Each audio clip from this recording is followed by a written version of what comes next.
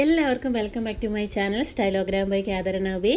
അപ്പോൾ ഇത് ഇന്ന് ഞാനൊരു ഗ്രിൽഡ് ചിക്കൻ്റെ റെസിപ്പി ആയിട്ടാണ് വന്നേക്കുന്നത്. ഷോർട്സിൽ ഓൾറെഡി നമ്മൾ ഇട്ടിട്ടുണ്ട്. അപ്പോൾ അതിൻ്റെ ഒരു ഡീറ്റെയിൽ വീഡിയോ ഇടാമെന്ന് വെച്ചിട്ടാണ് ഞാൻ ഇത് അപ്ലോഡ് ചെയ്യുന്നത് കേട്ടോ. അപ്പോൾ ഇത് കാണാത്തവർക്കൊക്കെ വേണ്ടിയിട്ട് ഞാൻ ഈ ഒരു വീഡിയോ ഇടുന്നുണ്ട്.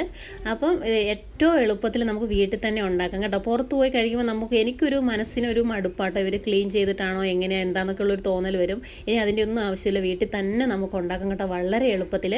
അപ്പോൾ വെയിറ്റ് ലോസ് ആഗ്രഹിക്കുന്നവർക്കൊക്കെ ഇത് ട്രൈ ചെയ്യാവുന്നതാണ്. അപ്പോൾ ഇത് ക്ലീൻ ചെയ്ത ചിക്കൻ വരഞ്ഞ് വെച്ചിട്ടുണ്ട്. അതിനകത്തേക്ക് ഇഞ്ചി വെളുത്തുള്ളി ചതച്ചതും കുറച്ച് വേപ്പിലയും കുരുമുളക് പൊടിയും മഞ്ഞൾപ്പൊടിയും ഉപ്പും ആവശ്യത്തിന് വെള്ളവും ഒഴിച്ചിട്ട് ഒരു 10 മിനിറ്റ് നമ്മളിന്ന് സെമി കുക്ക് ചെയ്തെടുക്കുന്നുണ്ട് കേട്ടോ. ഇങ്ങനെ സെമി കുക്ക് ചെയ്യുന്ന എന്തിനാണെന്ന് വെച്ചിട്ടുണ്ടെങ്കിൽ നമുക്ക് ആ ചിക്കനകത്തേക്ക് ഈ കുരുമുളക് പൊടിയുടെയും ആ മഞ്ഞൾപ്പൊടിയുടെയും ആ ഒരു വേപ്പിലയുടെയും ഇഞ്ചി വെളുത്തുള്ളിൻ്റെ ഒക്കെ ആ ഒരു ഫ്ലേവർ അങ്ങോട്ട് അബ്സോർവായിട്ട് ആ ചിക്കൻ നല്ലൊരു ടേസ്റ്റി ആയിട്ടുള്ളൊരു ചിക്കൻ ആയിരിക്കും കേട്ടോ. ചിലർ പുഴുങ്ങി കഴിക്കുന്നതൊക്കെ കണ്ടിട്ടില്ല, ഇങ്ങനെയും ചിലർ പുഴുങ്ങി കടുത്ത് കഴിക്കലുണ്ട് കേട്ടോ. നമ്മൾ എന്ത് ചെയ്യുക, ഈ സെമി കുക്ക്ഡായ ഈ ചിക്കൻ ഒന്ന് സെപ്പറേറ്റ് ചെയ്യുന്നുണ്ട്. ആ ബാലൻസ് ആ ചിക്കൻ്റെ സ്റ്റോക്ക് ഉണ്ടാവില്ല, ആ ഒരു വെള്ളം അത് നിങ്ങൾ കളയൊന്നും വേണ്ട, അരിച്ച് വെച്ചാൽ നമുക്ക് ചിക്കൻ സൂപ്പ് ഉണ്ടാക്കാം. അതിൻ്റെ വീഡിയോ ഞാൻ വേറൊരു ദിവസം അപ്ലോഡ് ചെയ്യാവേ. അപ്പോൾ ഇത് നമ്മൾ മാറ്റി വെച്ച ചിക്കൻ എന്ത് ചെയ്യുക, ഇനി നമുക്കൊന്ന് മാരിനേറ്റ് ചെയ്തെടുക്കണം.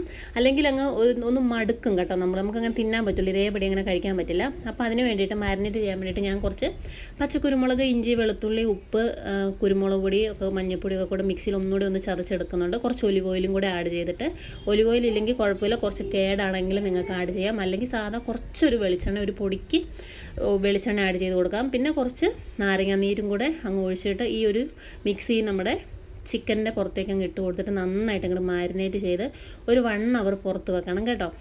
അപ്പോൾ ആ ഒരു മസാല എല്ലാം കൂടെ ഈ ഒരു ചിക്കനകത്തേക്ക് അതിൻ്റെ പച്ചക്കുരുമുളകിൻ്റെ ഫ്ലേവർ എല്ലാം കൂടെ അങ്ങോട്ട് നന്നായിട്ട് പിടിക്കും. നിങ്ങൾക്ക് ഇഷ്ടമുള്ള രീതിയിൽ മസാല തയ്യാറാക്കാം കേട്ടോ, പച്ചക്കുരുമുളക് ഇല്ലെങ്കിലും കുഴപ്പമൊന്നുമില്ല. ഇനി നമ്മൾ ഈ 1 അവർ കഴിഞ്ഞതിന് ശേഷം ഞാനിത് എയർ ഫ്രൈ ചെയ്താണ് എടുക്കുന്നത്. നിങ്ങൾക്ക് എയർ ഫ്രൈ ചെയ്യാനുള്ളൊരു ഓപ്ഷൻ ഇല്ലെങ്കിൽ നിങ്ങൾക്ക് സാധാ ഒരു പാൻ എടുത്തിട്ട് കുറച്ച് ഒലിവ് ഓയിലോ ബട്ടറോ ഒക്കെ ഇട്ട് കൊടുത്തിട്ട് ഒരു 3 to 5 മിനിറ്റ്സ് ഒന്ന് ഒരു ലോ ടു മീഡിയം ഫ്ലെയിമിൽ വെച്ചിട്ട് ഒന്ന് തിരിച്ചു മറിച്ചിട്ട് ജസ്റ്റ് ഒന്ന് ഫ്രൈ ചെയ്തെടുത്താൽ മതി. പേരിന് മാത്രമേ കുറച്ച് ഒലിവ് ഓയിലാണെങ്കിലും ബട്ടറും ആഡ് ചെയ്യാൻ പാടുള്ളൂ. അല്ല, എയർ ഫ്രൈ ചെയ്യാനുള്ള ഒരു ഓപ്ഷൻ നിങ്ങൾക്കുണ്ടെങ്കിൽ നിങ്ങൾക്ക് എയർ ഫ്രൈ ചെയ്തെടുക്കാവുന്നതാണ്. ഞാനിവിടെ എയർ ഫ്രൈ ചെയ്താണ് എടുക്കുന്നത്.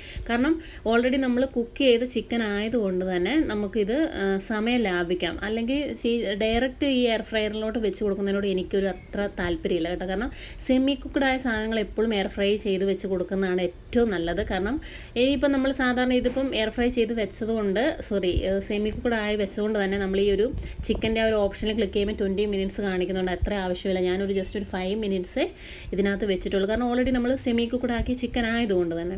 അപ്പോൾ ഒരു 5 മിനിറ്റ്സ് കഴിഞ്ഞ് ഞങ്ങൾ എടുത്തപ്പോൾ ഉണ്ടല്ലോ എൻ്റെ ഗൈസ്, എന്തൊരു ടേസ്റ്റാണെന്നറിയുമോ. ഞാൻ ഓർക്കുക, ഇത്ര നാൾ ഞാൻ പുറത്ത് പോയി വെറുതെ ക്യാഷ് കളയുവാണല്ലോ ചെയ്തതെന്ന്. കാരണം നമുക്ക് നല്ല സംതൃപ്തിയോടെ നമ്മൾ തന്നെ ഉണ്ടാക്കുമ്പോൾ നമുക്ക് നല്ല തൃപ്തിയോടെ കഴിക്കാൻ പറ്റുമല്ലോ.